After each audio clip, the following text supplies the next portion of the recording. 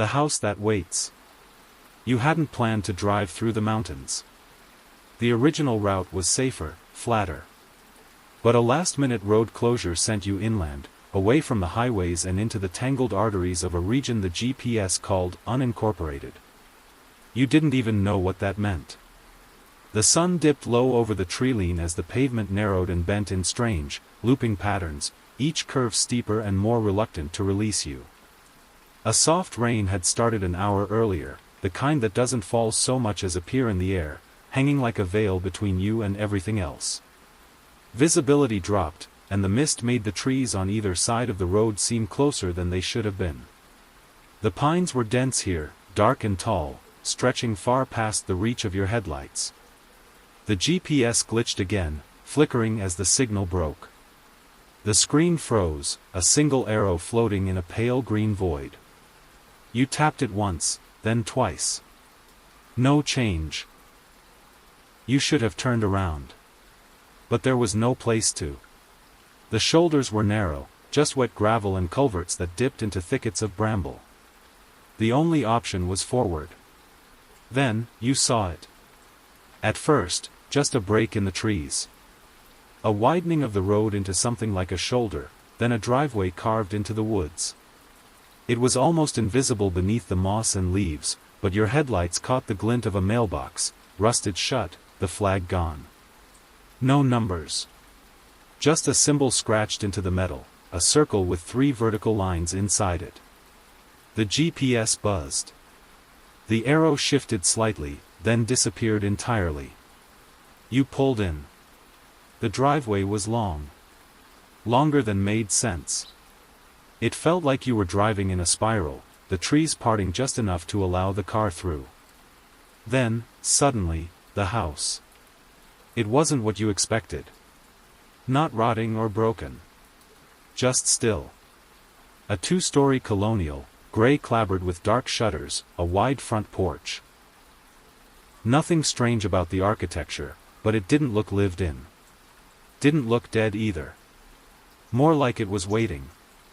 And somehow, you were already halfway out of the car. You didn't remember deciding to leave the car. One moment, your hand was still on the wheel. The next, your feet pressed against soft, damp moss that had grown up through the seams of the gravel driveway. The rain had stopped, but everything was slick. The smell of wet wood, of pine bark and mildew, filled your lungs with each breath. The house towered above you, but not menacingly. It loomed with indifference. As if it had been here long before you, and would remain long after. The shutters on the second-floor windows were all closed, though none of them looked broken. The porch steps creaked under your weight, not in protest, but in acknowledgement. There was no car in the drive, no tire tracks, no evidence of human activity for years. Yet the porch lantern, encased in iron and glass, held the faintest glow. You raised your hand toward it instinctively, but it was cold to the touch. Not electric. Candlelight? It flickered just slightly, though there was no wind. You didn't knock at first. You just stood there, staring at the door. It was simple, wood-painted a faded maroon, the kind that might have once been called burgundy on a hardware store swatch. There was a knocker, brass, shaped like a ring held in the mouth of a lion, but it was too polished. No dust. No rust. Like someone had used it that morning. Something about that disturbed you more than a cobweb-covered ruin would have. Finally, your knuckles tapped against the door, 3 times. Soft. Polite. It opened inward on the second knock. You flinched, stepping back, but the door didn't swing wide. It simply eased open by a foot or so, like a gesture meant to beckon, not startle. No voice called out. No footsteps approached. Just that same hush, the kind of silence that eats sound whole. Even the forest behind you seemed to be holding its breath. Your instincts warred with each other. But you'd come this far, hadn't you? So you stepped inside. The air inside the house was dry and cool. Not the mildewed, moldering damp you expected. It smelled like old cedar and dried lavender, faint and distant. Light filtered in from somewhere, though the windows were shuttered, you could still see clearly. Dust hung in the beams like frozen smoke. Everything was covered in white sheets. Furniture shapes slumped beneath the fabric, a high-backed chair, a table with clawed feet, a lamp with a glass shade. Nothing broken. Nothing disturbed. Just paused. You walked in another few steps, your shoes not squeaking or thudding, but muffled, as if the floor didn't want to echo. As if the house preferred not to be noisy. Your voice surprised you when it came out. "Hello?" It cracked. "Is anyone here?" No reply. But a floorboard creaked gently above you, exactly once. Your gaze snapped to the ceiling. Then back to the stairs, which wound upward just beside the front hall. The banister was intricately carved, leaves, vines, and tiny hands holding onto each other in a loop. You didn't remember touching it, but your hand was already resting on the newel post. Again, the sound from upstairs. Not footsteps. Just a shift. Like something moving its weight slightly. As if you were being considered. You told yourself you were imagining it. You told yourself many things, quickly, like mental first aid. No one's home. The door just came loose. Houses settle all the time. It's just the wind. Just an animal. Just the house itself. Just. But then you saw the hallway to your right. The door at the end, partially open. A flicker of movement inside. Not shadow. Not reflection. Just enough to make you freeze. And that was when you heard it for the first time. A whisper. Not a voice. Not words. Just breath against breath, brushing through the air behind you. Stay. You spun, heart punching against your ribs. Nothing behind you. Just the open door, the porch beyond, and the forest huddled under its blanket of mist. No movement. No figure. No face. But you had heard something. Felt it, even. Like breath against the back of your neck, cool, dry, and deliberate. You stepped backward into the hallway, not turning your back on the door until you crossed the threshold into the dim corridor. Something about the way the house absorbed sound made your own heartbeat feel louder than it should have been. Almost rude. The sheeted shapes around you stood motionless. The hallway stretched longer than expected, lined with framed portraits, though the glass was so clouded with age you couldn't see any of the faces clearly. One was cracked across the center. Something small and sharp must have struck it, but the frame still hung perfectly straight. You paused at the base of the stairs. The creak from earlier hadn't come again, but the sense of being observed hadn't faded.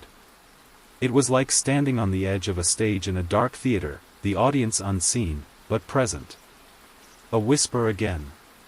From above this time. Stay. Your foot rose and rested on the first step before your mind caught up. "I'm just checking," you said out loud, to no one, to the house. Just looking. The banister was smoother than it should have been. Polished by hands not yours. Each step groaned beneath your weight, but never loud enough to echo. They were careful sounds, calculated, cautious, like the house didn't want to startle you. The second floor smelled different. Less like cedar, more like linen and something faintly sweet, like dried rose petals. There were more doors up here. All closed, except one at the far end. It yawned open slightly, and inside, a soft light glowed amber and low, like a candle or an old lamp.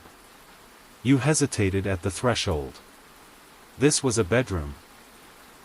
The sheets on the bed were turned down, neatly. Not like someone had just left, but like someone had just prepared it. The fabric was thick and white, with a subtle embroidery along the hem, leaves and lines in repeating, circular patterns.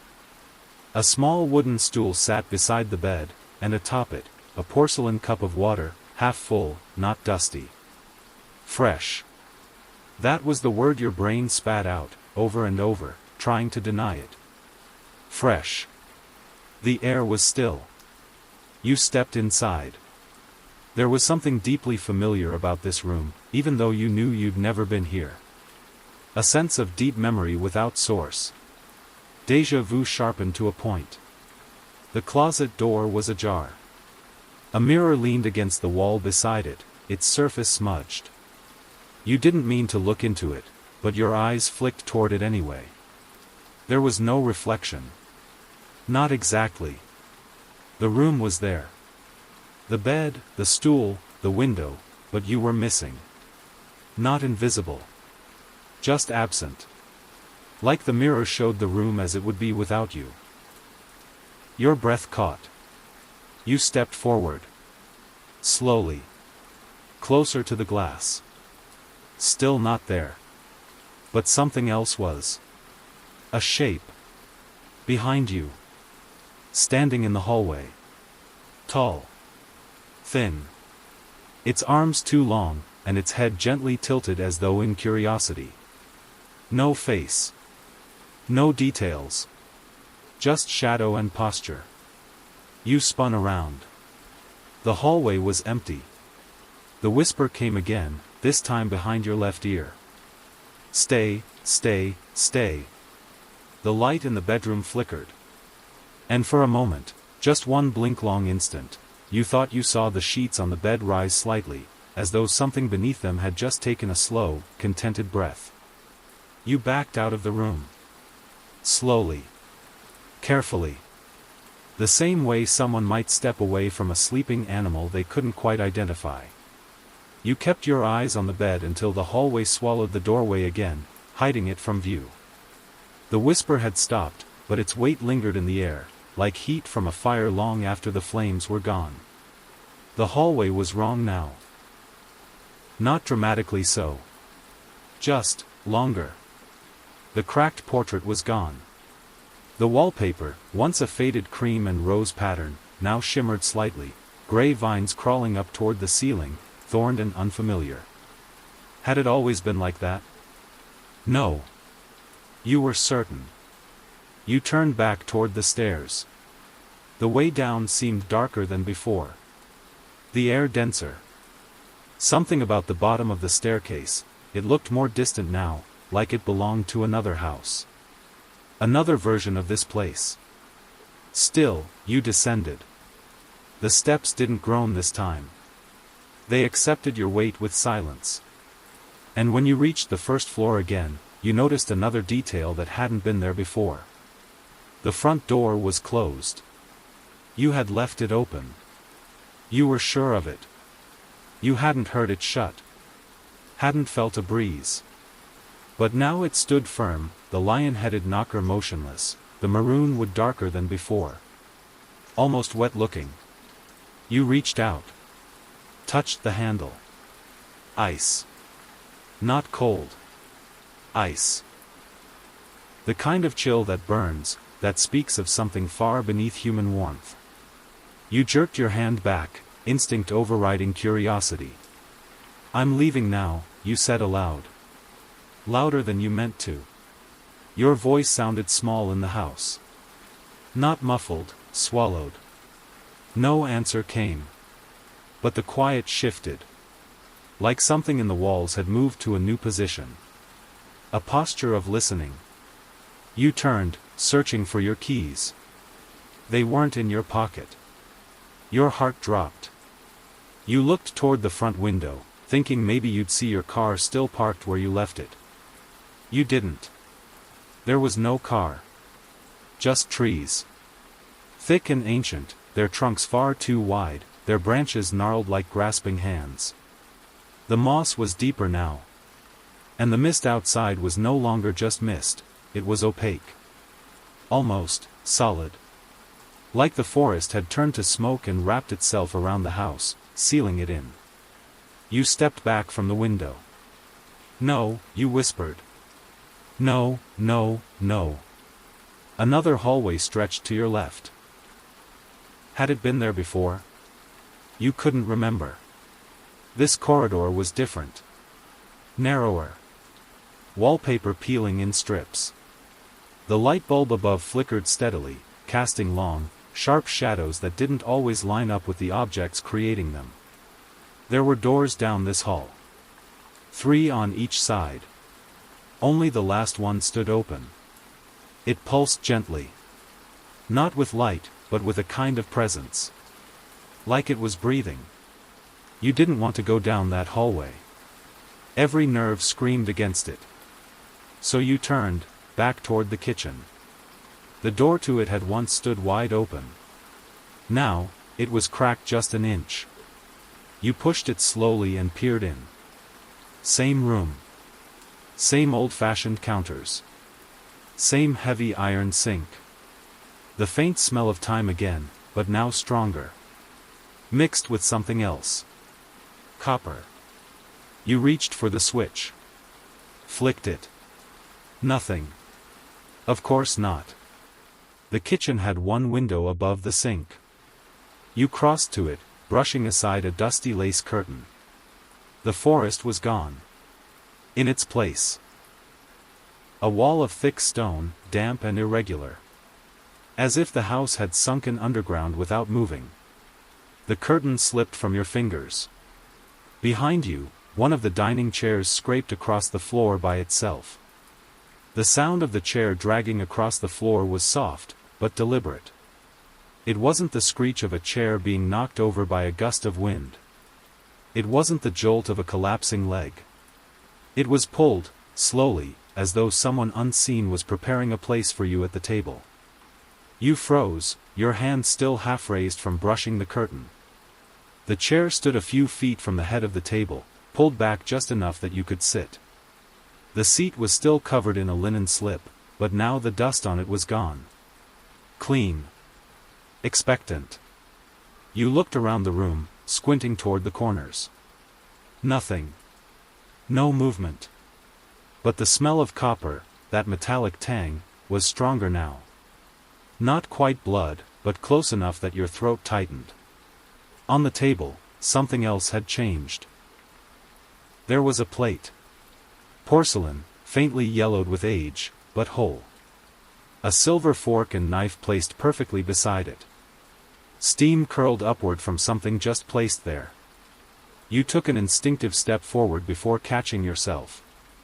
No one had been in this room. No one should have. Yet here it was.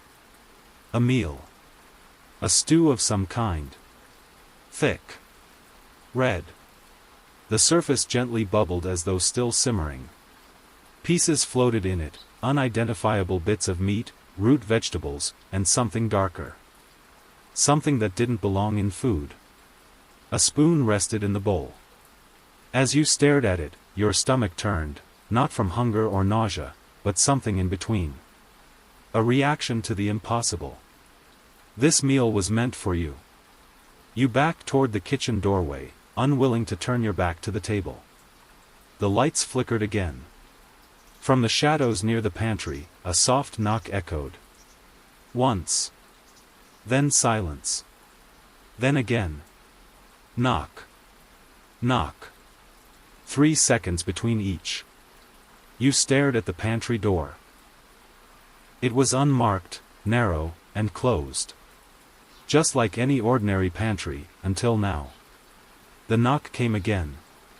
The doorknob jiggled. Something was on the other side. Not pounding. Not trying to escape. Just knocking. Politely. As though waiting for you to open it. Not happening, you whispered. Your voice was hoarse. You turned and fled. Down the hallway now, toward the stairs again. The layout had changed subtly, but enough for you to notice. The front door had vanished. Not closed. Not replaced. Gone. The walls seemed to lean closer, as if eager to share their stories. Do you remember? They whispered, voices overlapping, some urgent, some sorrowful. Memories flickered in your mind, fragments of a life you tried to forget. Faces, places, moments of joy and pain. You realized the house wasn't just holding you, it was holding everything you had ever been. You clutched your head, trying to silence the noise. But the whispers grew louder, turning into overlapping echoes that filled the room. Then, through the din, a single clear voice cut through. You can leave, but only if you understand. The walls pulsed again, revealing glimpses behind their surface, shadowy scenes of people trapped in rooms, faces pressed against glass, eyes wide with fear and resignation. You shivered. Understanding dawned slowly. The house wasn't just a place. It was a repository, a living archive of forgotten souls who had entered but never left. It fed on memories, on the pain and regrets its victims carried. Your heart twisted with despair. How do I escape? You whispered. The walls seemed to sigh. Remember to forget. Forget to remember. Write your story, then unwrite it. The room grew silent. Only your breath remained. You realized that the house's hunger was endless, and it had already begun to consume you. The silence was heavy, like the pause before a storm breaks. Your fingers trembled as you reached down, retrieving the fallen quill from the floor. The red ink seemed to pulse faintly within its pot, alive with an unnatural glow. You understood now, the house was not merely a place but a trap woven from your own history. To escape, you had to tell your story, but in doing so, you risked binding yourself forever. You approached the study once more, the ledger waiting on the desk like a patient predator. Its pages were empty but for your name on the last entry, beckoning. Your hand hovered over the blank line, heart pounding in your ears. You could feel the weight of countless souls who had come before you, their stories etched in fading ink, their fates sealed with a penstroke. The air around you thickened, whispers swirling like a cold wind, urging, write it. Write it all. Then unwrite. With a breath that trembled between resolve and fear, you took the quill and began. You wrote the first words, fragments of memory, pain, hope, loss. The words flowed like a river, and with each line, the house seemed to shrink, the walls contracting, the air thinning. But the ledger demanded more. It hungered for your deepest secrets, your darkest regrets. You wrote of the accident, the silence afterward, the hollow ache of forgetting. The ink bled into the page, glowing fiercely, burning with a fire that was not flame. When the last word was written, the house trembled. You reached back to the beginning, and began to unwrite. Each stroke erased a memory, a name, a pain. The ledger's glow dimmed with every line you erased, until the pages were blank once more. The room felt lighter, the air cleaner. You closed the ledger, and the front door stood open. You stepped outside. The night was cold but quiet. The rain had ceased, and the stars were pale but steady. You walked away from the house, the driveway stretching endlessly before you. Behind you, the house stood silent, waiting for its next story. The road stretched ahead like a thread pulled taut through the wilderness. The sky was bruised with the remnants of twilight, and the stars flickered faintly as you walked, the gravel crunching softly beneath your feet. The house was far behind, swallowed by the encroaching forest, its windows dark and silent like empty eyes. But the silence wasn't peaceful. Your mind was a fractured mirror, shards of memories catching and reflecting pieces you weren't sure you still owned. Faces blurred. Names slipped away like sand through your fingers. The night air bit at your skin, and a chill settled deep in your bones, not from cold, but from uncertainty. Had you truly left? Or had you merely stepped into another room, another story the house had rewritten? A soft breeze carried a faint scent, lilac, tobacco, and ink, familiar and impossible. You shook your head, trying to clear it, but the whisper followed you. You don't leave by writing. You leave by forgetting. Your footsteps faltered. Had the ledger's final command truly freed you? Or had it simply changed the shape of your captivity? Ahead, the trees thinned, and the highway gleamed faintly under the moonlight. Your car was there, keys still in the ignition, untouched. You climbed in, hands trembling as you started the engine. The GPS blinked back to life. The arrow pointed straight ahead, back to the world you thought you'd left behind. But as you pulled onto the highway, the rearview mirror caught your eye. For a heartbeat, you saw the house reflected. Not behind you, but inside the glass. Its windows flickered with candlelight. And in the darkest window, a pale figure stood, watching. You swallowed hard. And whispered, "Not yet." The road ahead was long. And the house was patient. It waited. The car's headlights cut through the darkness, illuminating patches of the highway like a searchlight seeking a hidden truth. Your hands gripped the steering wheel tightly, knuckles white as the miles slipped by beneath you.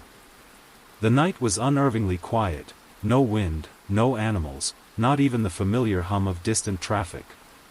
You glanced in the rearview mirror again. The house was gone. But something else remained. A shadow. Darker than night itself, stretching long and thin, flickering just beyond the reach of your headlights. Every time you looked, it shifted, sometimes a figure, sometimes a shape that melted into the trees. You blinked, but it never disappeared completely. Your breathing quickened. Was it real? Or just a trick of your mind, still tangled in the threads of the house's weaving? Then your phone vibrated. A message. No contact name. Just a single line. You can't leave what waits. Your heart slammed against your ribs. You dropped the phone into the passenger seat and slammed on the brakes.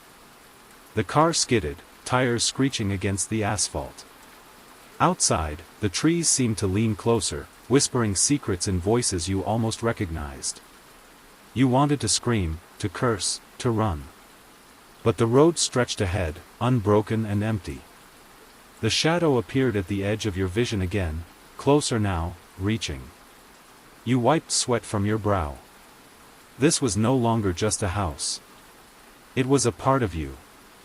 And it was coming. The road twisted beneath the heavy sky, rain beginning to fall in slow, cold drops that tapped rhythmically against the windshield. Your fingers trembled as you wiped the glass, trying to clear the blur that distorted the night. But no matter how fast you drove, the darkness pressed closer, thick and suffocating. The shadow in the rearview mirror grew, no longer just at the edges of your vision. It filled the glass, a looming presence with eyes like voids, watching, waiting. Your chest tightened with panic. Your phone vibrated again, this time, no message, just a low static hum, like a whisper through an old radio. The radio crackled to life on its own, filling the car with a warped melody, distant, haunting, a lullaby you recognized but couldn't place. Then came the voice. Soft. Cold. You belong to the house now. You slammed the brakes, heart pounding so hard it echoed in your ears. Outside, the rain intensified, blurring the world into streaks of gray. You dared to glance at the passenger seat. The ledger. Your heart froze. It lay open, pages blank, but the ink pot beside it trembled, spilling a single drop of glowing red onto the floor mat. The car's engine sputtered, then died. Darkness swallowed you. The whispering returned, inside your mind this time, crawling over your thoughts, twisting your memories. You cannot forget what waits inside. You closed your eyes. The rain hammered harder. And the house waited. The silence inside the car was a vacuum, swallowing every breath you tried to take. The rain pounded relentlessly, drumming on the roof like a warning, or maybe a heartbeat counting down. Your hands gripped the steering wheel, knuckles pale, as the darkness pressed in from every side. You tried to open your eyes, but the shadows inside your mind thickened, crawling like ink spilling into water, blurring the edges of reality. The whisper returned, soft, urgent, sinister. You are the story. The story is you. You shook your head, fighting the pull, but the voice tangled with your memories, threading into your thoughts, unraveling the fragile threads of your mind. Flashbacks came without warning. The woman's pale eyes, the burning mark on the wall, the leather straps biting into your wrists. The ledger, the endless pages, the stories never finished. You realized the truth you had been running from. The house didn't just wait for you. It lived because of you. It fed on your pain, your regret, your silence. You slammed your fist against the dashboard, trying to shatter the spell. The radio sputtered, then burst into static, filling your ears with white noise that drowned the whispers for a moment. Breath ragged, you looked around desperately. The shadow filled the passenger seat now, solid, twisting, reaching toward you. Your heart thundered. Fight, the whisper urged. You pulled the door handle. Locked. You tried again. Locked. The house had followed you here, a parasite clinging to your soul. You clenched your eyes shut, willing the darkness to retreat. When you opened them again, the car was no longer a refuge but a cage. And the story had only just begun. The suffocating silence pressed on your chest, a weight heavier than any physical burden. Your breath came in shallow gasps as the shadow leaned closer, its shape shifting and folding in on itself like smoke caught in a breeze. You could no longer tell where it ended and where you began. Frantic, you scanned the car's interior. The ledger was closed now, resting ominously on the passenger seat. You reached for it, hands shaking, fingers brushing the cover. In that instant, the shadow recoiled, its form flickering like a dying candle. You seized the moment, yanking the ledger toward you. The pages fluttered open, revealing not words, but a mirror. A mirror reflecting your own eyes, wide, terrified, yet stubbornly alive. The whisper returned, quieter now, almost pleading. Remember who you are. Your mind flared with memories, shattered pieces of a life both cherished and broken. The warmth of her hand in yours. The sound of laughter on a summer's night. The ache of loss and the stubborn spark of hope.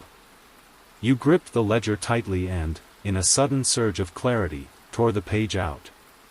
The ink faded immediately, the shadows around you retreating as the house's hold loosened. The car door unlocked with a click. The engine roared to life. You didn't hesitate. You slammed the door, started the engine, and sped down the road as the house's whispers faded behind you. But in the rearview mirror, the darkness flickered one last time, an echo, a promise, a shadow that waits. The road stretched ahead like a thread of silver in the night, your headlights cutting a path through the dense forest.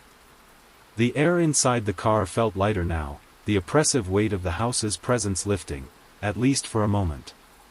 You glanced down at the torn page clutched in your hand. The ink had vanished completely, leaving only a faint shimmer where the words had been. A ghost of the story that once threatened to consume you. For the first time since you arrived at the house, hope flickered inside you. But the rearview mirror caught your attention, just as you'd feared. The shadow was back. Not fully formed, but a haze on the edge of sight, like smoke curling in the wind. Your heart stuttered.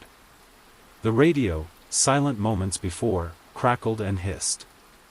A soft voice whispered, barely audible. You cannot outrun what waits. You pressed your foot harder on the accelerator, the car surging forward, but the shadow seemed to grow larger, reaching toward you.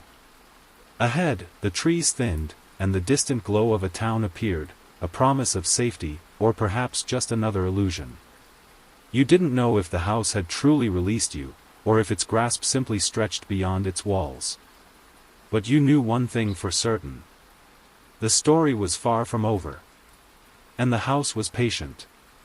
The town lights shimmered in the distance, a promise of safety that felt both near and impossibly far. Your hands trembled on the wheel as the shadow hovered at the edge of the windshield, a dark stain bleeding into the night. You thought you had escaped. But some things don't let go. Your phone buzzed once more, its screen alive with a single message. We remember. Goosebumps rose on your skin as the words echoed inside your mind. Who was we? The house? The shadows? the voices trapped within? You tried to shake the unease, but the rearview mirror caught your eye again, and this time, the figure was clearer. A pale woman, her eyes hollow, watching you with a sorrow that cut deeper than fear. The rain returned in torrents, blurring the road, washing away the fragile line between past and present. You fought to keep the car steady as the darkness pressed closer, thick and suffocating. Was the house just a place, or a presence? You didn't know anymore. But you knew you had to keep moving. Because some stories don't end with escape. They only begin again. Your fingers curled tightly around the steering wheel as the rain hammered the windshield, a relentless drumbeat echoing the storm inside your mind. The pale woman's eyes haunted your rearview mirror, empty yet aching, as if begging for release. Ahead, the road split beneath a crooked old sign, one arrow pointed toward the town, the other back toward the forest, back to the house that had never truly let you go. Your heart pounded. You knew what you had to do. You took the turn back into the dark woods. The trees closed in immediately, swallowing the headlights and drowning the world in shadow. The air grew colder, heavier, charged with a sinister pulse. The house emerged from the darkness like a beast awakening, windows glowing faintly, welcoming you home. The door stood open. Inside, the whispers returned, frantic, pleading, furious. The walls shifted, twisting corridors stretching beyond reason. You stepped forward, ledger in hand, heart racing. This was the final story. The one you had to finish. The one you had to live, or die trying. As the door closed behind you, the house exhaled, and the darkness embraced you like an old friend. The story was no longer yours. It belonged to the house. And it always would. The heavy wooden door slammed shut behind you with a sound that echoed like a death knell. The air inside thickened instantly, stale and cold, as if the house had been holding its breath, waiting for you to return. You stood in the entryway, the ledger still clutched in your hand, its pages now whispering faintly, as if alive. Shadows danced along the walls, stretching and twisting into grotesque shapes that seemed to watch your every move. You took a cautious step forward. The floorboards creaked beneath your feet, each sound a reminder that the house was alive, aware. It breathed with a slow, steady rhythm that matched your racing heart. From somewhere deep within, a voice whispered, low and ancient. You think you own your story, but the roots run deeper than you know. The walls seemed to pulse with that voice, their surfaces rippling like water disturbed by a stone. You pressed your palm against the wall, feeling a vibration, like a heartbeat, or a warning. You felt drawn to the staircase, a spiraling column of darkness leading up and down at the same time. The steps groaned as you ascended, each one heavier than the last, the air growing colder, heavier. At the top, a door awaited. It was carved from blackened oak, etched with the same symbol as the mailbox outside, the circle with 3 vertical lines. Your hand trembled as you reached for the handle. The whispers grew louder, now voices, chanting, calling you forward. You pulled the door open. Inside was a room filled with dirt and roots, tangled and writhing like living veins. In the center, a small wooden box pulsed with a faint light. You approached, heart pounding, knowing this was the heart of the house. Its core, its secret. With trembling fingers, you lifted the lid. In its place, a wall with no seam. Just wallpaper where there had been an exit. The room began to feel smaller. The ceiling heavier.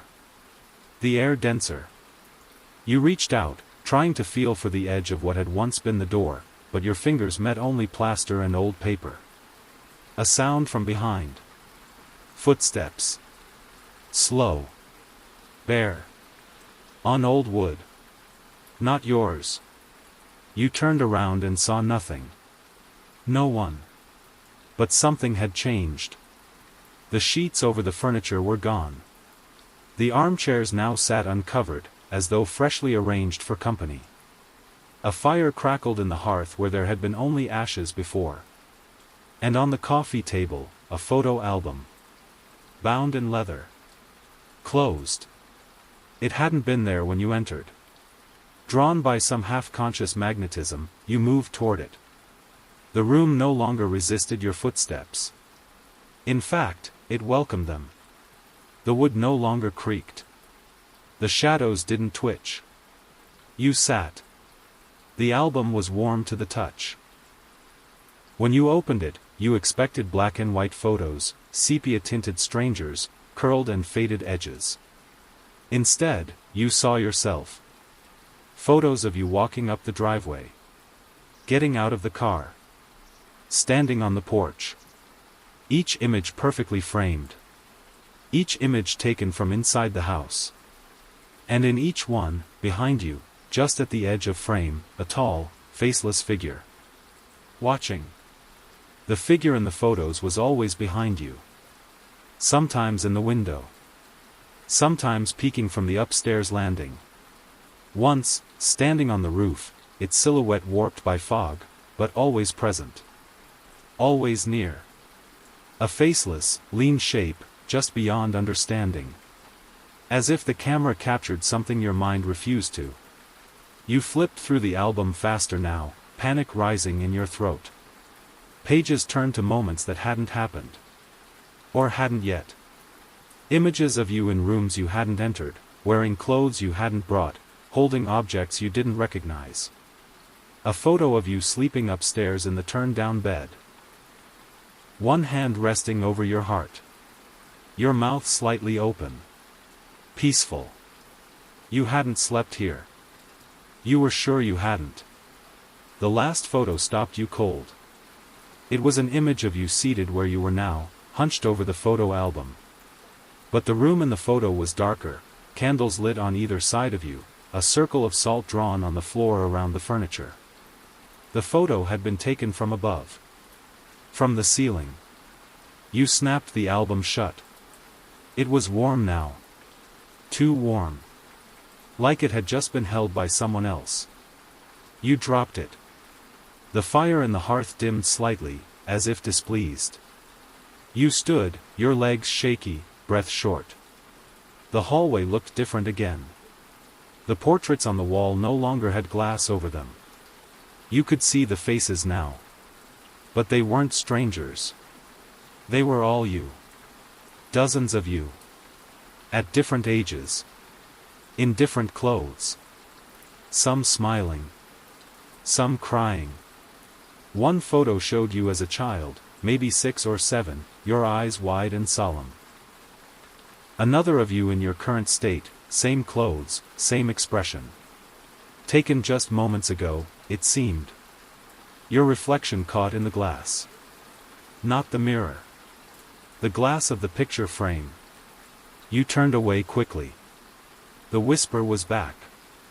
Not one voice this time, many. A chorus of quiet mouths speaking from the walls. Stay. You are home now. You were always here. We remember you. You pressed your palms against your ears, but the sound wasn't coming from outside. It was inside your skull. Your own thoughts were being pushed aside, filled with them. A pressure built behind your eyes. You stumbled forward into the hallway again, seeking anything new, anything that might break the cycle. One of the doors ahead was open. Not the one to the bedroom from before, this was different. This one was wood, painted blue, and half sunk into the wall like a wound. Light spilled from inside, flickering like flame. You stepped through. Inside was a study. Or something like it. Bookcases curved around the walls, filled with old, cloth-bound tomes. The titles were in no language you recognized, symbols etched in gold, looped and curling like roots. A desk sat in the center of the room. On it, a candle, a quill, and a large open ledger. You approached the desk slowly. The book was filled with names. Handwritten in looping ink, each name followed by a date. Then another date. Then, blank space. The first date was always decades or centuries ago. The second was usually close to the present. You flipped to the last page. Your name was there. Your name. First date, unknown. Second date, today. The third line was empty. Beneath your name, one last message had been scrawled in jagged, urgent script. Write it down and you can leave. A whisper behind you, soft and oily. Lie, and you stay. The candlelight flickered in rhythm with your pulse. You stared at the page, at your name, the two dates, and the blank line waiting to be filled. The quill sat motionless in its inkpot. You reached for it, hesitating. The feather was black, soft as silk, but the nib shimmered oddly, as though it had already written your future and was waiting for you to confirm it. You dipped it into the ink. It hissed. Only then did you realize the ink wasn't black. It was red. You tried to rationalize it, old-fashioned dye, maybe. But the smell rising from the pot was iron and rot and memory. Blood. You had dipped the pen in blood. Your hand hovered over the line. But you didn't write. Not yet. Write it down and you can leave, the message had said. But who had written it? And what was the price of writing your story into a house that already knew more about you than you remembered? You tried to close the book. It didn't move. You tugged again. The pages wouldn't turn. Your name held it open like an anchor, like it was bound to your breath, your weight, your very presence in this place. Behind you, something shifted. You turned just enough to glimpse the corner of the room. A tall mirror had emerged from the wall, though you hadn't seen it when you entered. Its surface was rippling, like disturbed water. You took a step toward it, slowly, quill still in hand. In the reflection, the room looked the same. Except the ledger was closed. And you weren't holding a pen. You weren't even standing. In the mirror, you sat slumped at the desk, your head resting on the open page. Your eyes were half-lidded. Your lips parted in a whisper you couldn't hear. And behind the reflection, you saw them. Figures. Tall, pale, featureless. Dozens of them, lining the shelves of the library like living statues. They didn't move. Didn't breathe. But they all turned their heads at once. Toward you. You turned around. The real shelves were empty. The room was silent. But now you understood. Those names in the ledger, every one of them had written something. Their exit payment. Their signature. Their surrender. And when they wrote it, they joined the house. Became part of it. Maybe that was the deal. You looked back to the quill, trembling in your grip. What happens if I don't? You whispered. Your voice shook. The walls answered. A low hum, not unlike wind through deep caverns. A pressure in the bones. Then you belonged to the rooms. The candle flickered. The flame stretched upward, then split into two tongues. The light around you bent. The bookshelves seemed taller. The desk farther. You blinked and realized the room had widened by several feet, and you hadn't moved. Or maybe it had moved. Or maybe, you were being undone. You pressed your hand over the book, as if to claim ownership of your name. Your fingers sank slightly into the page. Into the paper. It wasn't paper anymore. It was soft. Warm. Skin. Your own. Your name was written on your hand now, etched in ink the color of rust. You gasped and pulled back. The quill dropped, clattering on the floor with a sound like shattering glass. The ledger snapped shut. The room plunged into shadow. And a new whisper formed in the silence. You don't leave by writing. You leave by forgetting. The whisper faded, but its weight lingered in your skull like smoke. You reached for the door, not knowing which one anymore. The study's wood had turned soft at the edges, warping slightly, like something swollen with time. The knob pulsed faintly in your hand, like a slow heartbeat. It opened into a hallway. You weren't sure if it was the same one. The light was sour now, greenish, flickering like it had passed through algae or tinted glass. There were no portraits on these walls. Just mirrors. Dozens. Framed in rusted iron, some broken, others fogged from within. Your reflection danced across them, but always delayed. Like the mirror was remembering your movement, not reflecting it. In one, your face blinked before you did. In another, you weren't there at all, only the hallway, stretching longer behind you than should be possible. You moved quickly, hands brushing the walls for balance. They pulsed under your fingertips. Breathing. The whisper from before echoed again, now distorted. Like a voice underwater. You leave by forgetting. You rounded a corner and came into a new room, square, windowless, lit by a single naked bulb dangling from the ceiling by fraying wire. The floor was checkerboard tile, black and white, smeared with muddy footprints. Yours. Only yours. Except one. At the center of the room sat a chair. High-backed. Wooden. Strapped to its arms, leather bindings, cracked and old. Behind it, a black smudge on the wall where something had burned. But not fire. Something colder than flame. Something that removed instead of destroyed. A woman stood beside the chair. She wasn't old. Not young. Her skin was gray in tone, not from pigment but as though light refused to settle on her. Her eyes were shut. Her dress was outdated, something from another century. Long sleeves. High collar. Dusty black. She opened her eyes. They were white. Blank. But not blind. She looked through you. You opened your mouth. No words came. She raised a hand and pointed to the chair. No, you whispered, shaking your head. She didn't move. Didn't speak. Just pointed. The walls around you flickered.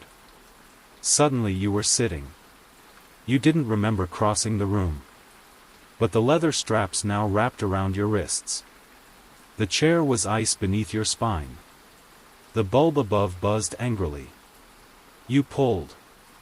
They didn't give. The woman approached, slowly. Her feet made no sound, but the tile cracked faintly beneath each step. With each movement, she seemed closer than physics allowed. One blink and she was across the room. Another, and she stood behind you. Cold fingers brushed your temples.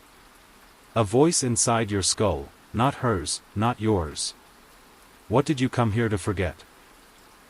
The question shook something loose. Images flickered. A hospital hallway. A gravestone. A woman's hand slipping from yours as she screamed.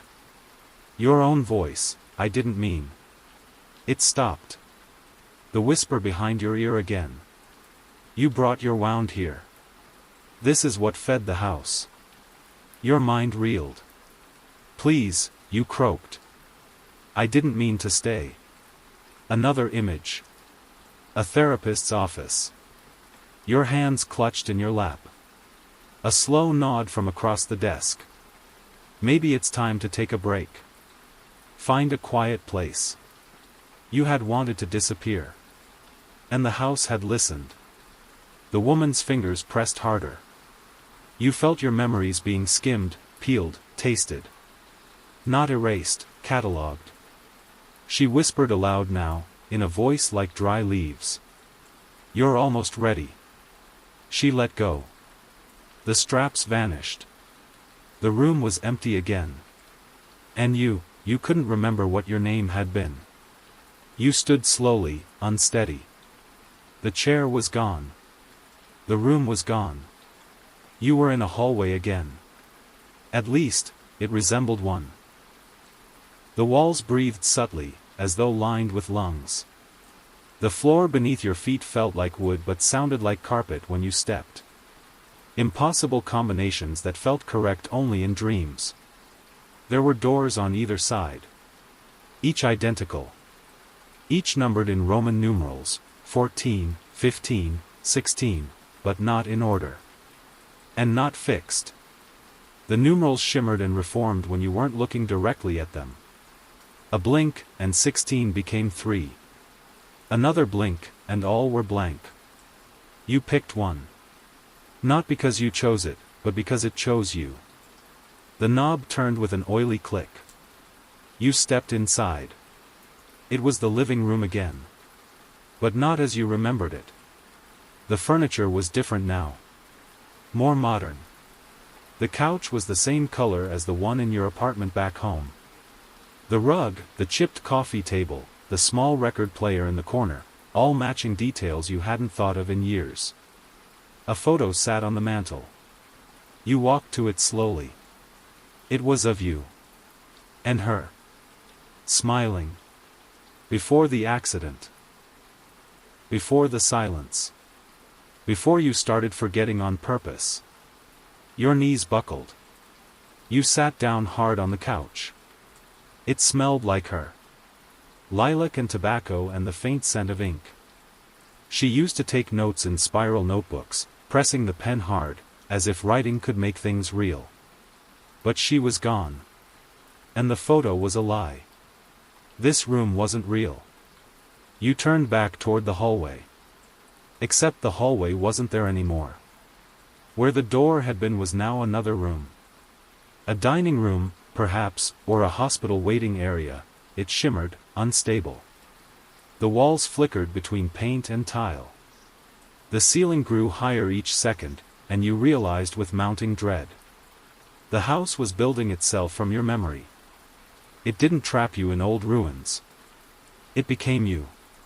It digested you slowly by shaping itself from everything you tried to forget. That's why the stew in the kitchen smelled familiar. That's why the bedroom looked right. That's why the house didn't creak when you walked.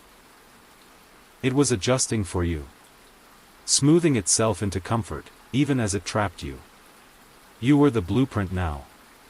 A low sound echoed from the floor beneath you. Like a deep note struck on a piano in the basement of the world. You looked down and saw that the rug beneath your feet was thinning. Your weight was pushing you through it, like fabric stretched over water. Beneath it, dark wood. Then stone. Then something deeper. You stood quickly. Too quickly. The lights dimmed. The photo on the mantel fell flat with a dry, papery snap. You picked it up. The faces had changed. Now, the picture showed you alone. Your arms stretched around empty air. And behind you, the tall figure again. Closer this time. A hand, long-fingered and gray, reached toward your shoulder in the frame. A whisper. Welcome back. You turned in time to see the mirror above the mantel change. In it, you watched the reflection of yourself raise the photo, just as you had. But then it smiled. And you didn't. You backed away from the fireplace, your heart thudding in your chest like a trapped animal. The reflection in the mirror did not mimic you. It smiled, wide, toothless, a smile that twisted like smoke. The room seemed to pulse in rhythm with that grin, walls expanding and contracting, the very air thickening until you felt suffocated. You raised your hand to touch the mirror, but your reflection's hand moved ahead of yours, fingers stretching longer, thinner, more like claws. Suddenly, the glass rippled like disturbed water, and the smiling reflection pressed its palms flat against the surface. The mirror cracked. Fine spiderweb fractures spread rapidly, chasing each other across the surface. You tried to step back, but your foot caught on the edge of the rug. You stumbled, crashing backward onto the floor. The cracks now formed a glowing, web-like network that pulsed with a faint crimson light. A whisper rose from the fractures. Come in. You scrambled to your feet, heart hammering, but the edges of the mirror began to bend inward, like a doorway opening. From within, darkness beckoned. A cold breath brushed your cheek. You heard faint voices, soft laughter, crying, pleading, as if the house itself was inviting you into its deepest secret. You hesitated, torn between fleeing and stepping forward. Then the reflection smiled wider, its face stretching impossibly thin. "You're already inside," it said in a voice like broken glass. A sudden chill surged through you. The floor beneath your feet seemed to dissolve, and the room warped again. The walls shifted, the ceiling dropped, and the light dimmed to an eerie twilight. You were no longer sure where the house ended and you began. Outside, the rain had stopped. But inside, the house pulsed, hungry, waiting, and you were its newest story. You scrambled away from the mirror as if it might reach out and pull you inside. But the room no longer obeyed simple logic. The furniture bent like melting wax, and the walls shimmered with a faint iridescence, like oil spilled on water. A low murmur filled the air, a chorus of voices just beyond understanding. At first, you thought it was the rain outside. But no, the rain had ceased hours ago. These voices came from the walls themselves, whispering secrets in a language that brushed your thoughts and left them fragmented. You pressed your palm against the closest wall. It was warm, pulsing faintly, almost alive. A name floated through the hum, a name you barely remembered. Claire. Your breath caught. You stumbled back, heart pounding, eyes wide. Inside, a faded photograph of a family, smiling, happy, forever trapped within the walls. A memory surged through you, laughter, love, betrayal, and a darkness that had taken root, growing like a cancer beneath the surface. The house waited for its next chapter. And it had chosen you. The photograph trembled in your hands, the edges worn and curling with age. You stared at the faces, the mother, father, 2 children, frozen in time, their smiles too perfect, too empty. Something about their eyes unsettled you, as if the happiness was a mask hiding something far darker. A sudden coldness swept through the room, and the walls seemed to close in, their roots writhing like serpents. The whispers morphed into distinct voices, murmuring secrets just beyond comprehension. You took a shaky breath and pressed your palm against the photo, feeling a sudden pulse beneath the surface, like a heartbeat from long ago. Images flashed behind your eyelids. A family torn apart by tragedy, betrayal whispered in the night, a fire that consumed more than wood, and a curse woven into the very soil beneath the house. The house was a prison, not just for you, but for all who had lived and died within its walls. The ledger's stories were fragments of those trapped souls, each entry a plea for release, each page a chain binding them to the house's insatiable hunger. You realized then that your own story was intertwined with theirs, threads pulled tight by fate and shadow. You dropped the photograph back into the box and closed the lid. The roots pulsed once more, stronger, as if acknowledging your understanding. Outside the door, the chanting ceased. For a moment, the house was silent, waiting for your next move. The silence in the room was suffocating, broken only by the faint creaking of the house settling around you. You closed your eyes, trying to steady your breath, to find the resolve buried beneath the rising tide of fear. The faces in the photograph haunted you, not because of who they were, but because of what they represented, a family shattered, bound, and forever lost in the house's endless hunger. You knew what you had to do. You flipped open the ledger once more, its pages now filled with stories you could barely comprehend. Each entry was a fragment of a life, a moment frozen in time, a thread tangled in the house's web. Your fingers traced the lines of ink, searching for a way out, a way to undo the damage, to break the cycle. Then, a passage caught your eye, written in shaky handwriting. The root must be severed. The story must end where it began. You swallowed hard, understanding the weight of the task before you. The house was not just a prison, it was a wound, and you were the only one who could heal it. With renewed determination, you rose, clutching the ledger tightly. You would go back to the beginning, to the place where the darkness took hold. And this time, you wouldn't be waiting. You would fight. The house seemed to pulse with a dark heartbeat as you descended the spiraling stairs once more, the ledger heavy in your hands. Every step echoed like a drumbeat in the suffocating silence, the air growing colder with each movement. You reached the basement door, its wood warped and ancient, sealed with iron bands twisted into the symbol that had haunted you since your arrival, the circle with 3 vertical lines. This was the origin, the root of the house's power. You took a deep breath, steeling yourself, and pushed the door open. A chill blast greeted you. The basement was a cavern of shadows and roots, the earth alive beneath your feet, writhing like serpents. In the center, the wooden box awaited, its faint glow pulsating in time with the oppressive silence. The whispers surged into a roar, voices pleading, threatening, demanding. You raised the ledger and began to read aloud the passages you had discovered. Words of severing, of breaking chains, of freeing the trapped. The roots writhed violently, the ground trembling beneath you, as if the house fought to keep its hold. Suddenly, a shadow burst forth from the darkness, a twisted, fractured figure, half human, half shadow, eyes blazing with rage. "You cannot break what binds us," it hissed, voice like shards of glass. You stood your ground, voice steady despite the terror clawing at your heart. "This ends now." With a cry, you slammed the ledger onto the wooden box. The pages flared with light, and the roots convulsed violently.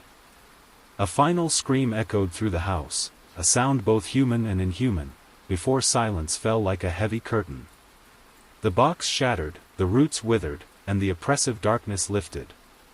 For the first time, the house breathed free. The oppressive weight that had clung to the air since your arrival was gone. The basement, once a tangled web of roots and shadows, now lay silent and still, bathed in the soft glow of dawn creeping through a cracked window. You rose slowly, your limbs heavy but free, the ledger's pages now blank and fragile in your hands. The house seemed to exhale, a breath released after a century of holding secrets and sorrow. Outside, the world was waking, birds chirping tentatively, the first rays of sun filtering through the trees. The house itself no longer felt like a cage but an empty shell, waiting for whatever fate would come next. As you stepped outside, the morning air was crisp and clean, carrying away the last traces of darkness. But beneath the surface, a quiet tremor ran through you, a lingering shadow that whispered of stories yet untold. You glanced back at the house one last time. The symbol on the mailbox had faded, the rust reclaimed it like time reclaiming all things. You turned away. Freedom had a price. And some stories, you knew, never truly end. The morning sun warmed your face as you walked away from the house, the gravel crunching softly beneath your boots. Every step felt lighter than the last, as if you were shedding the weight of the nightmare that had held you captive. Yet, the silence around you was not entirely peaceful. The wind carried a faint murmur, a susurrus of voices just beyond hearing. You paused, listening. At first, it was indistinct, a blending of sighs and whispers woven into the rustling leaves. But then, a voice emerged, clear and unmistakable, curling around your name.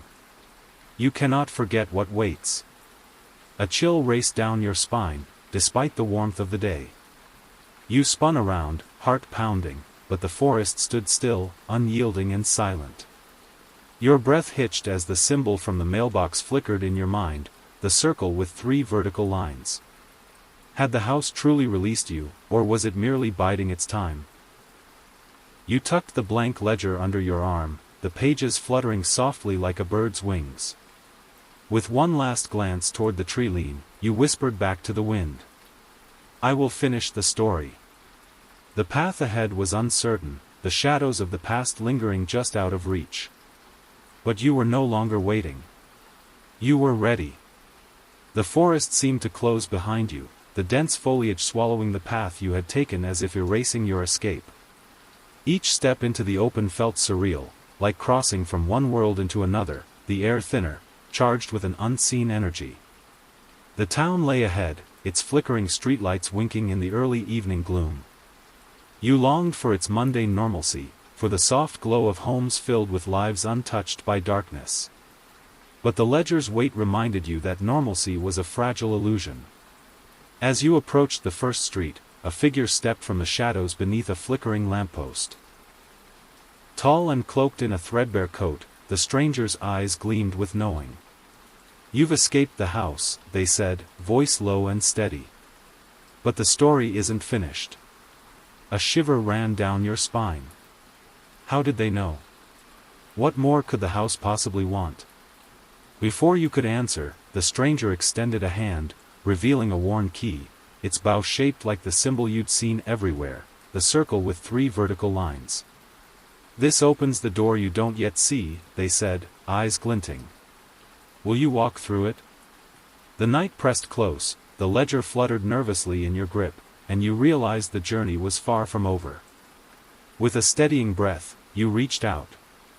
Your fingers closed around the cold metal key, its surface etched with the same mysterious symbol, the circle with 3 vertical lines, that had haunted you since your arrival at the house. The stranger's gaze held a weight that felt both unsettling and strangely reassuring. "What door?" you asked, voice barely above a whisper. The figure smiled faintly, shadows deepening beneath their eyes. "Not every door stands in plain sight. Some open only to those who carry the past with them, to those bound by stories unfinished." You looked down at the ledger in your other hand, the blank pages trembling lightly as if alive. The house's tale was not confined to that gray colonial lost in the woods. It was a thread woven through the lives of many, a darkness that had spread beyond those walls. A sudden breeze stirred the leaves around you, carrying faint echoes of laughter and cries from distant places. The air thickened with promise and danger. The stranger stepped closer, voice dropping to a solemn murmur. "You've severed one root, but the tree is vast, its branches tangled in the lives of others. Will you follow where it leads?" You hesitated, the weight of the unknown pressing down. But beneath your fear burned a spark of determination. "I will finish the story," you said firmly. The stranger nodded, stepping back into the shadows. "Then the door will find you." As the night deepened, you felt it, a subtle shift in the world around you. A door, unseen but waiting, had opened. And your journey was just beginning.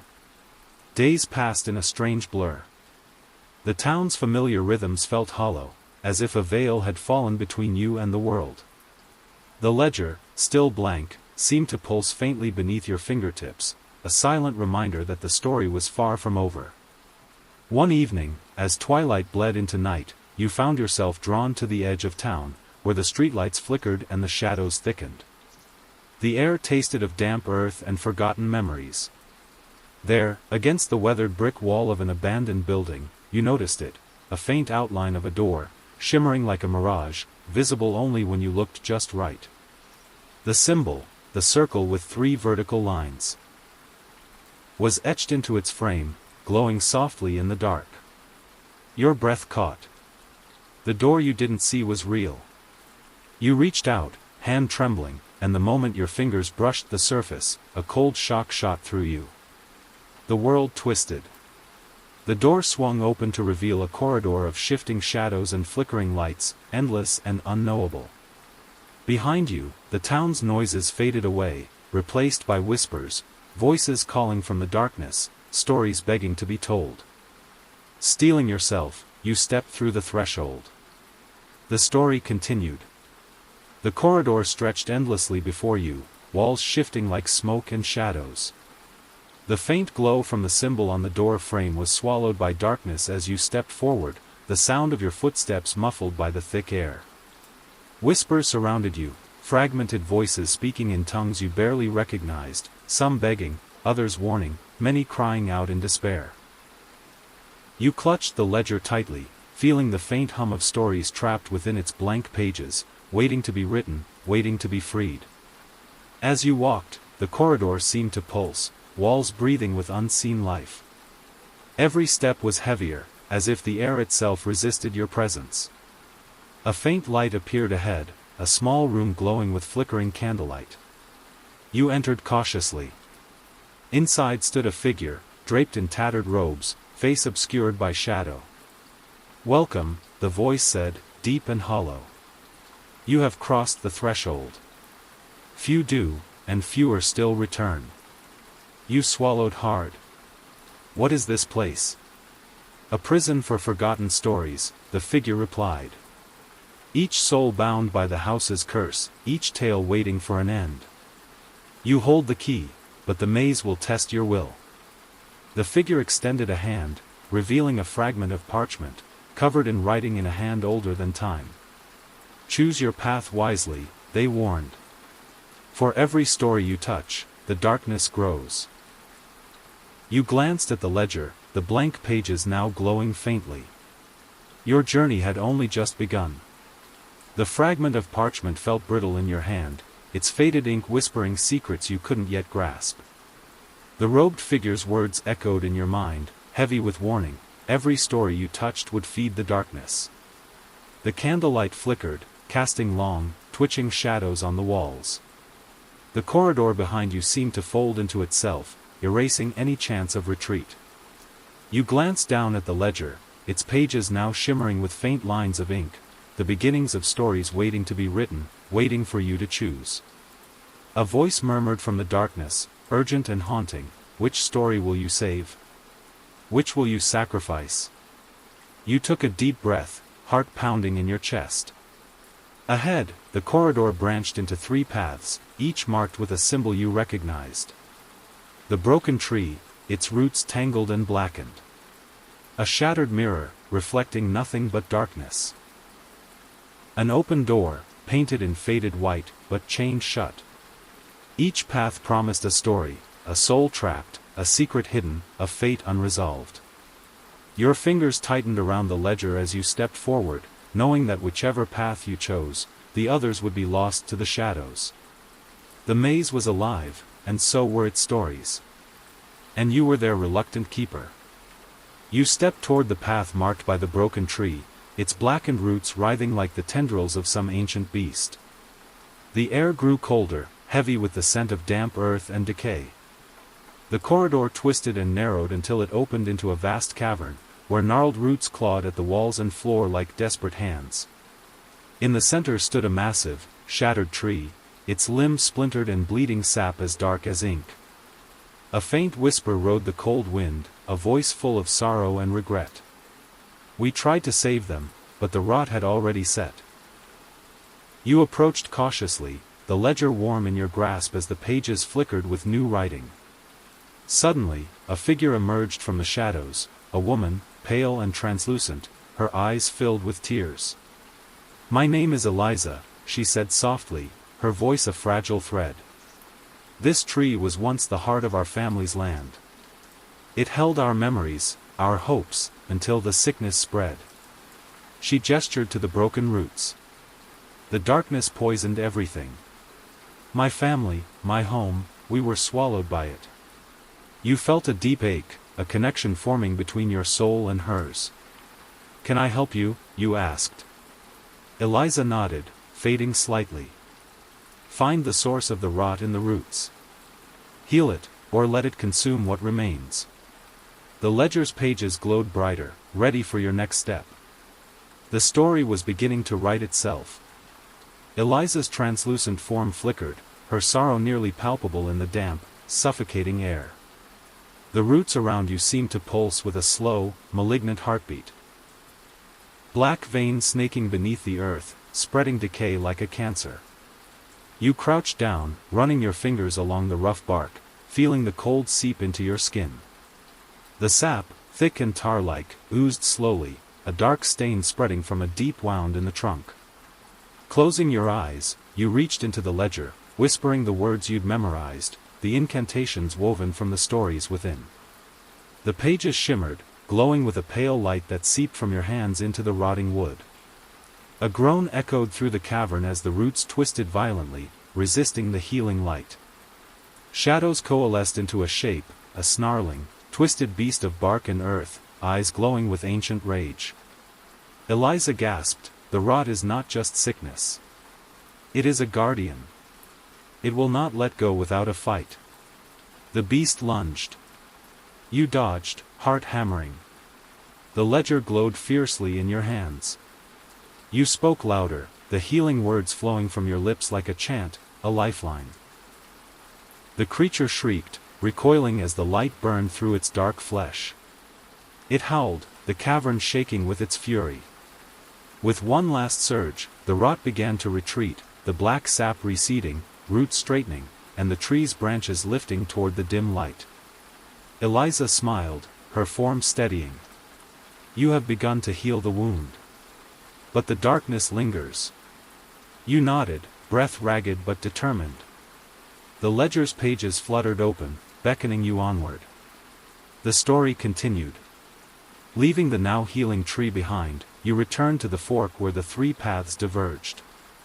The air here felt heavier, the shadows deeper. You turned toward the path marked by the shattered mirror. The corridor twisted like a serpent's spine, walls narrowing until you stood before an enormous broken glass surface that stretched from floor to ceiling. The shards gleamed faintly in the dim light, reflecting fractured images that shifted and twisted with every movement. As you stepped closer, your own reflection splintered apart, dozens of versions of you staring back, some frightened, some angry, some sorrowful. The whispers here were different, a chorus of regrets, secrets, and truths you wished to forget. Suddenly, a voice echoed from the shards. Face what you hide, or be lost forever. You reached out, fingers trembling, touching the jagged edge of a mirror fragment. The glass was icy cold, and the reflection warped, twisting into a scene from your past, a moment you had tried to bury deep within. Memories flooded back, a choice made, a path abandoned, a pain left unspoken. The corridor darkened, swallowing the light, until you stood in a void filled only with your own echoes. The ledger pulsed in your hand, urging you to confront what lurked in the shadows. You realized that to move forward, you would have to face the fractured pieces of yourself. The void stretched endlessly, filled only with the fragmented images of your past mistakes and memories you'd long tried to suppress. Each shard of glass reflected a different version of you, the person you were, the person you feared you'd become, and the person you hoped you might still be. A cold whisper brushed your ear, you cannot escape yourself. You stepped deeper into the void, and the shards floated around you like drifting specters, their reflections flickering and distorting. Faces appeared, friends, strangers, shadows of moments long gone. One shard showed a day you wished to forget, a harsh word spoken, a door slammed shut, a promise broken. The weight of guilt pressed down, suffocating and real. Your breath caught. You spoke aloud, voice trembling, I'm sorry. I couldn't fix it then. But I can try now. The shards wavered, the reflections softening. Some faces nodded slowly, others simply faded. From the darkness, a figure emerged, yourself, but older, wearier. You must forgive yourself to break the mirror's curse. You reached out, fingertips grazing the cold glass. A sudden sharp crack splintered through the void as the largest shard shattered, releasing a wave of light that scattered the shadows. The corridor reformed around you, brighter now, the path forward clear. The ledger's pages turned on their own, filling with new words, a story of redemption, of facing what was lost. You exhaled, heart lighter, knowing that healing was painful, but necessary. You returned to the fork, the path marked by the open door chained shut looming before you. Its faded white paint was cracked and peeling, the heavy iron chains rusted but unyielding. The air was thick with anticipation, the silence heavier here than anywhere else. You approached the door slowly, tracing the symbol carved into the wood, the familiar circle with 3 vertical lines. A voice echoed softly behind you, this door holds the final story. The one that ties all others together. You looked back, but the robed figure was gone. Your fingers found the worn key the stranger had given you earlier, its weight comforting in your hand. With a deep breath, you slid the key into the lock. The chains fell away with a creak that echoed like a thunderclap. The door swung open, revealing a spiraling staircase descending into darkness. Steeling yourself, you stepped inside. The journey to the heart of the house, and the truth, awaited. Would you like me to continue with section XXXVI? The spiraling staircase wound downwards, each step colder and more oppressive than the last. The walls seemed to close in around you, slick with moisture and time. Your footsteps echoed softly, swallowed quickly by the thick darkness. The faint glow from the ledger was your only guide, the pages fluttering gently as if urging you onward. Whispers rose and fell like a tide, voices from the past, murmuring secrets, regrets, and warnings. Halfway down, a sudden chill swept through the stairwell, raising the hairs on your neck. A voice whispered, barely audible, "Turn back while you can." But you pressed on. At the bottom, you found yourself in a vast chamber carved from the earth itself. Roots snaked along the walls, pulsating faintly as if alive. In the center stood an ancient altar, covered in symbols and stains that told of forgotten rituals. The ledger's pages opened wide, revealing a map of the house's dark history, a story of binding, sacrifice, and the lingering curse that had held so many captive. As you stepped closer, shadows coalesced into a figure, the house's original keeper, bound by sorrow and rage. "You've come far," the figure intoned. "But to break the curse, you must choose.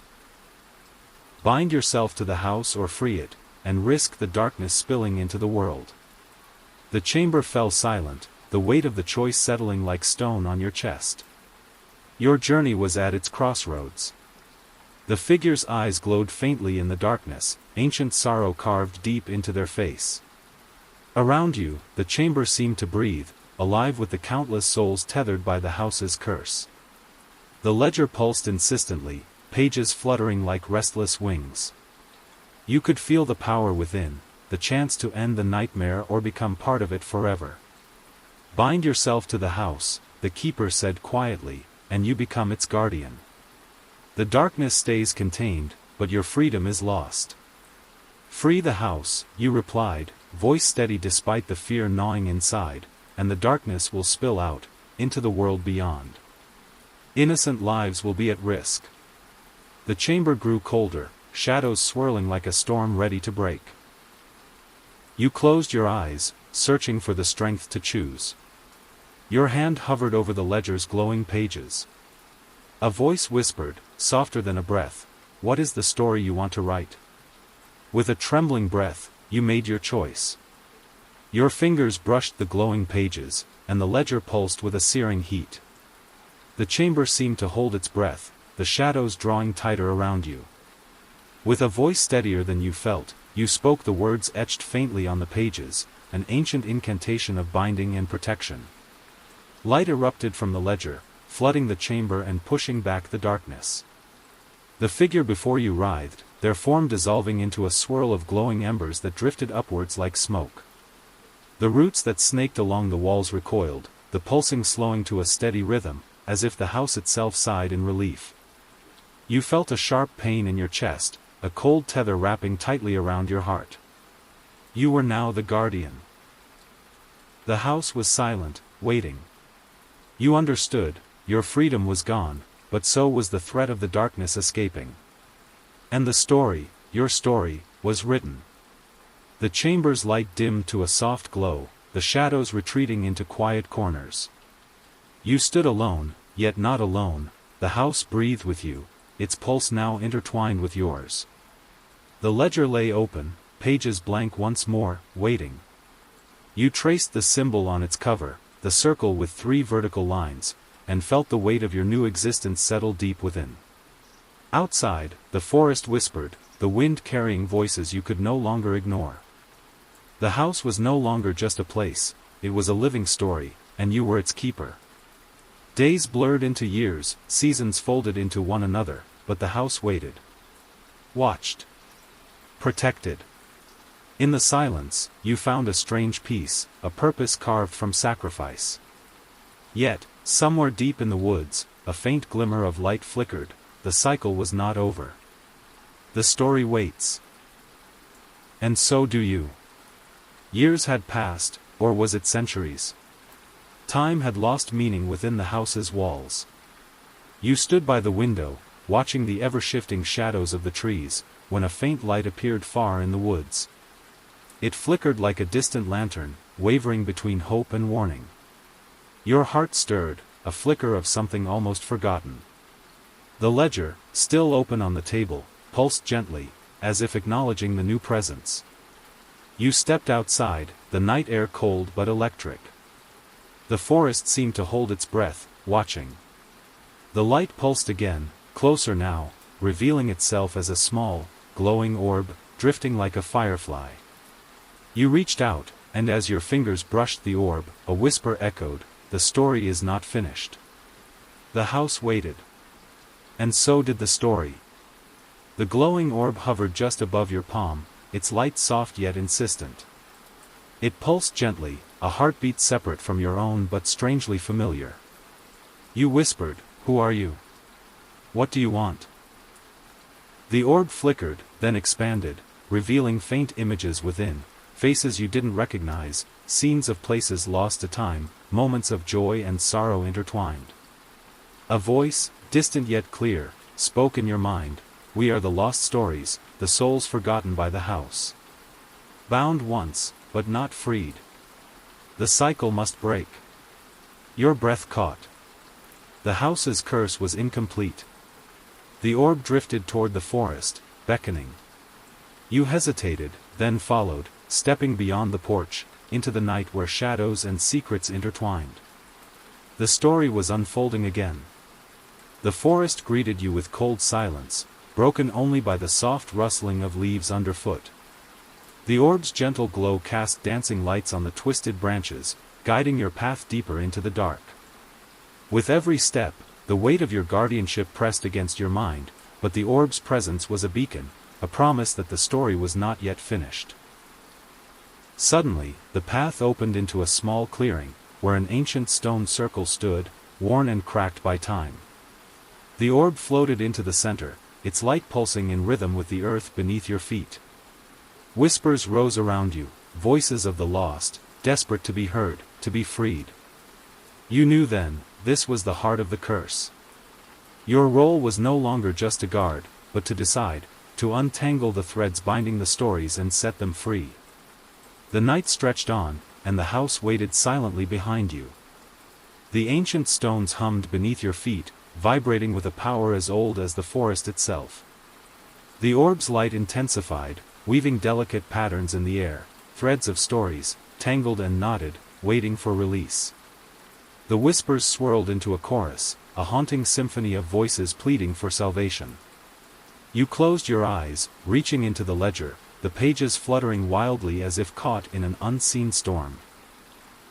Your fingers traced the inked lines, searching for the key to untangle the curse. Memories surged, fragmented tales of betrayal, love, loss, and sacrifice, each thread a lifeline to a trapped soul. With trembling hands, you began to write, the ledger absorbing your every word, every intention. Light and shadow danced in the clearing as the threads slowly unwound, releasing the weight of centuries. But with each freed story, the darkness within you deepened, a reminder that every salvation demands a price. The house waited, its breath held in anticipation.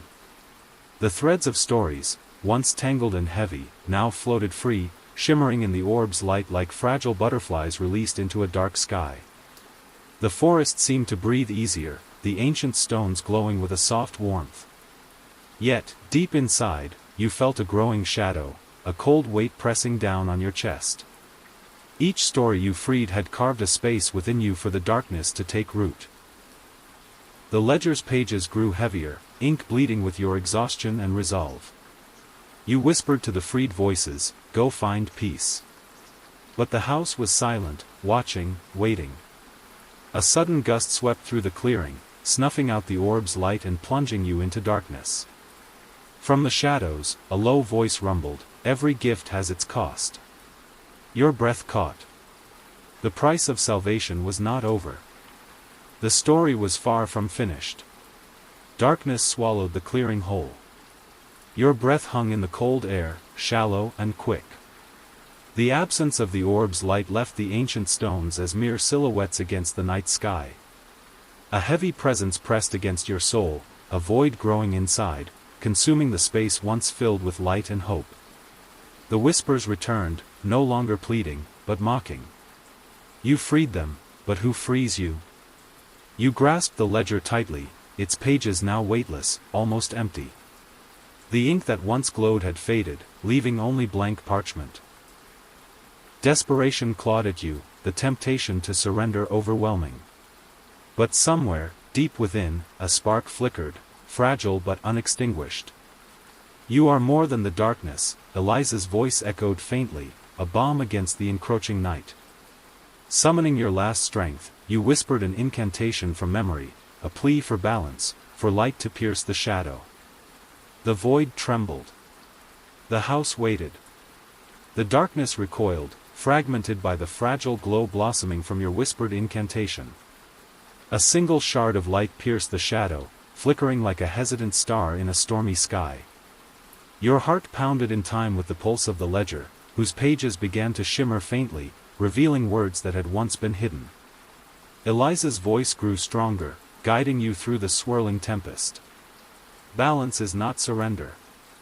It is a choice.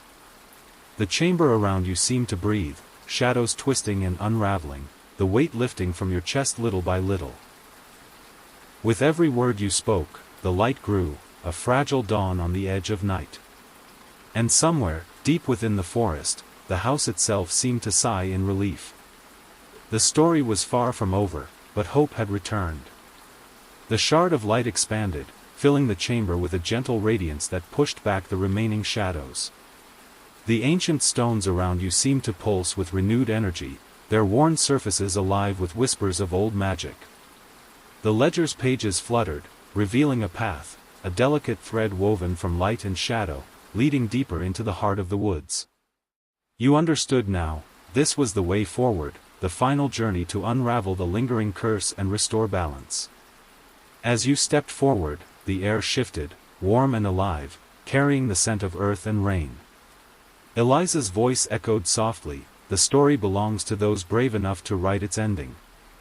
With resolve burning bright, you followed the path, knowing the house waited, patient but hopeful. The story was ready to be written anew. The forest path stretched ahead, bathed in the gentle glow of the ledger's light. Each step felt purposeful, as if the very ground beneath you recognized the weight of your resolve. The air was crisp, carrying the mingled scents of pine, earth, and distant rain. Above, the sky was an endless canvas of stars, watching silently. The house, now far behind, seemed to pulse faintly in the distance, a heartbeat tethered to your own. As you moved deeper, the shadows began to recede, replaced by soft luminescence weaving through the trees. The ledger's pages revealed one last message: the story ends where it began, in the heart. Ahead, a clearing awaited, bathed in moonlight and silence. You knew the final truth awaited there. The story was close to its close. You stepped into the moonlit clearing, the ledger's light steady in your hands. Around you, the forest held its breath, the air thick with anticipation. At the center stood a solitary tree, ancient and towering, its gnarled roots twisting like veins into the earth. Beneath it lay a stone, a heart carved from granite, worn smooth by time. The whispers coalesced into a single voice, warm and steady. "This is the heart of the house," it said. "To end the curse, you must lay your story here." With a final breath, you opened the ledger and placed it upon the stone. Light erupted, cascading from the pages, filling the clearing with brilliant radiance. The roots trembled, the earth shuddered, and the house's pulse slowed, then ceased. The darkness lifted, replaced by peace. You felt the weight within you ease, your soul lighter than it had been in ages. The house had waited long enough. Now, it could rest. And so could you. The forest was quiet now, bathed in the soft light of dawn. The house stood still, its windows reflecting the gentle morning sun as if nothing had changed. But everything had changed. Far away, the road through the mountains was clear once more. Travelers passed without hesitation, unaware of the story that had unfolded deep within the woods. You walked away from the clearing, the ledger closed and light in your heart. Yet, as the wind stirred the leaves, a faint whisper brushed your ear, a reminder that stories never truly end. Somewhere, beyond the edge of the forest, the circle with 3 lines waited, waiting for the next chapter to begin. Because the house does not simply rest. It waits.